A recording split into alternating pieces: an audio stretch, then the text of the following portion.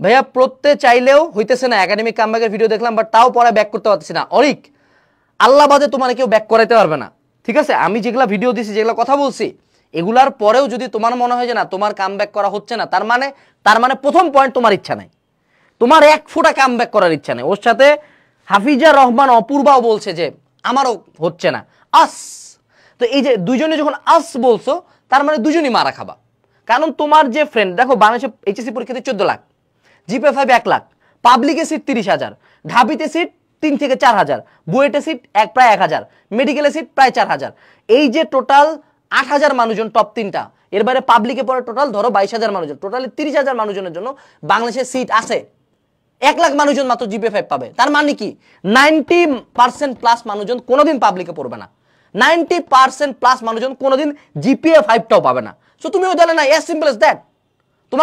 তোমাকে যদি আমি এত কিছু বলার পরেও তোমার মনে হয় যে না কামব্যাক হবে না, তার মানে তোমার এক ফোঁটা কামব্যাক দেওয়ার ইচ্ছা নাই।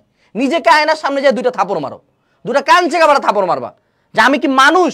আমার বাপ মা এত কষ্ট করে পড়াচ্ছে, আমি পড়বো না? কেন পড়বো না? হু আর ইউ, মানে তুমি কে যে তোমাকে এত কিছুর পরও পড়ানো যাচ্ছে না? তুমি কে ভাই? ইলন মাস্কের পোলা, বসুন্ধরার পোলা নাকি তুমি? মধ্যবিত্ত ঘরের সন্তান, তোমার বাপ মায়ের তুমি স্বপ্ন। তোমার বাপের দিকে যায় তাকাও তো, রুমটা বাপ তোমাকে থাকে কি? তোমার বাপের ফোনটা তাকো, তোমার বাসায় আজকে কি রান্না হয়েছে, তোমার মা রান্নাঘরে যে কাজ করে যা দেখেছো।